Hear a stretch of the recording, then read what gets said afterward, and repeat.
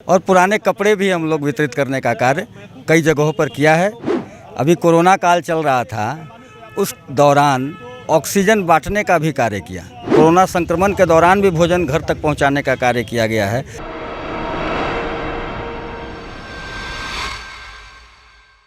नमस्कार, आप देख रहे हैं DTV भारत। मैं हूं आपके साथ शर्मिला चौहान। कई ऐसे लोग हैं जिन्हें ठंड बहुत पसंद है। कई लोग ठंड के मौसम का आने का इंतज़ार करते हैं। लेकिन क्या आप जानते हैं कि कई ऐसे लोग भी हैं जिन्हें ठंड की वजह से बेहद परेशानियों का सामना करना पड़ता है। सुविधा ना होने की वजह से ठंड से वो अपना बचाव नहीं कर पाते हैं। कई लोगों की ठंड के वजह से जानें भी जा चुकी हैं।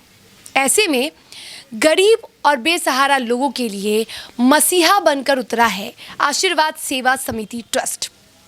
हम ऐसा इसलिए कह रहे हैं कि आशीर्वाद सेवा समिति ट्रस्ट पटना के 6 इलाकों में 6 स्थानों में लोगों के लिए कंबल का वितरण ही नहीं बल्कि कई ऐसी सुविधाओं को भी दे रहा है, कई ऐसी सुविधाएं भी मुहैया करा रहा है जिसकी वजह से जो गरीब लोग हैं अब वो भी ठंड का आनंद ले सकते हैं।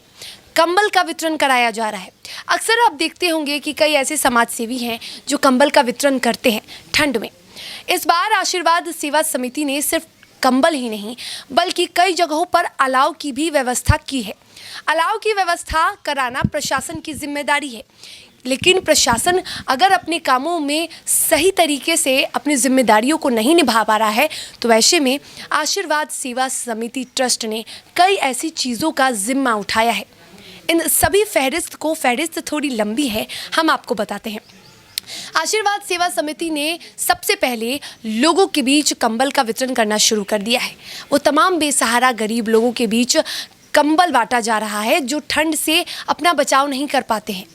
इसके बाद अलाव की व्यवस्था की जा रही है। कई इलाकों में अलाव की व्यवस्था की जा रही है और इसी के साथ जिनके पास भी पुराने कपड़े हैं, यानी जितने भी मिडिल क्लास फैमिली हैं उनके पास यदि आम कपड़े हैं यानी पुराने कपड़े हैं तो वो अपने कपड़े को दे सकते हैं इस ट्रस्ट को।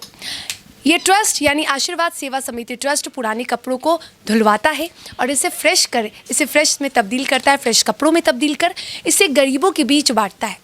ऐसे में गरीबों के लिए एक बेहद राहत की बात होती है और ये कहना बिल्कुल भी गलत नहीं होगा कि आशीर्वाद सेवा समिति ट्रस्ट गरीबों के लिए, बेसहारा लोगों के लिए मसीहा है।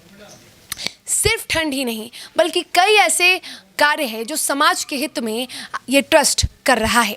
ऐसे में कोई ऐसी घायल शख्स है जो दुर्घटना का शिकार हो गए हैं, वैसे घायल लोगों की भी आशीर्वाद सेवा समिति ट्रस्ट द्वारा इलाज की पूरी व्यवस्था की जाती है।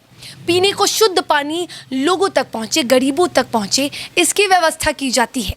तो समाज के लिए बेहद कल्याणकारी है ये ट्रस्ट।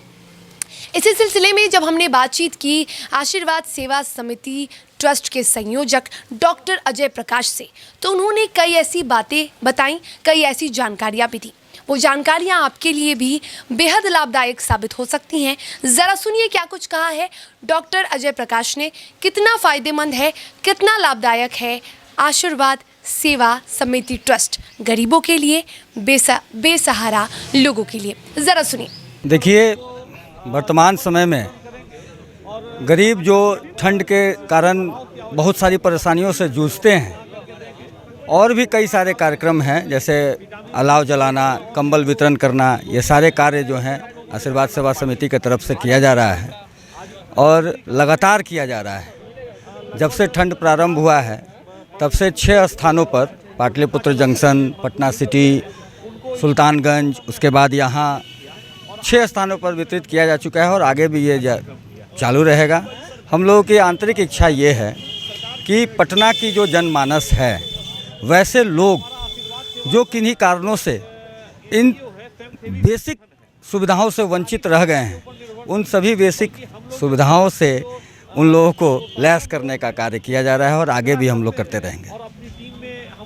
कंबल ही बांटना है और ये स्वेटर वगैरह भी आप देते हैं या जो ठंड से बचने के और भी उपाय हैं, इसमें सिर्फ कंबल ही है और नहीं, बहुत उसमें हम लोगों ने एक प्रोग्राम किया है जिसके तहत पुराने कपड़े जिन लोगों के पास उपयोग नहीं हैं उन कपड़ों को भी हम लोग इकट्ठा करते हैं उसको धुलवा करके, आयरन करा करके, और पुराने कपड़े भी हम लोग वितरित करने का कार्य कई जगहों पर किया है।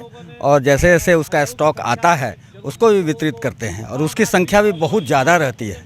अभी पाटलिपुत्र जंक्शन पर ही हम लोगों ने किया, वहाँ पर लगभग 1000 से अधिक गर्म कपड़ों को बांटा गया जो पुराने थे, और साथ साथ कंबल भी वितरित किया गया, और भोजन और अलाव का भी वितरण किया गया। 2018 में ये ट्रस्ट जो है वो बिहार में अपने वजूद में आया।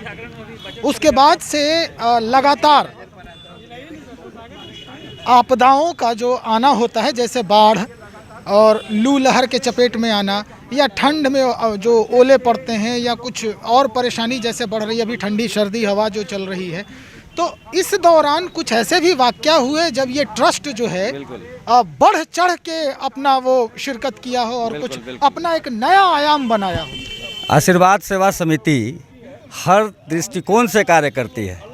अभी कोरोना काल चल रहा था, उस दौरान ऑक्सीजन बांटने का भी कार्य किया। हमारे ऑक्सीजन जहाँ पर बहुत किल्लत थी, वैसे समय में ऑक्सीजन पहुँचाने का कार्य किया।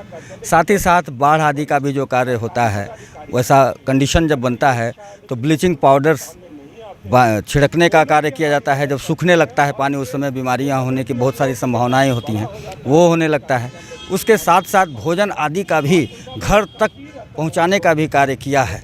2018 से लगातार हर तरीके से, जिस तरीके से भी मदद लोगों को पहुंच सके, कोरोना संक्रमण के दौरान भी भोजन घर तक पहुंचाने का कार्य किया गया है, जिसके माध्यम से जो लोग कोरोना पीड़ित थे, वहाँ जो लोग नहीं पहुंच पा रहे थे, फिर भी हमारे कार्यकर्ता जो हैं घर तक भोजन तक पहुंचाने का कार्य किए हैं।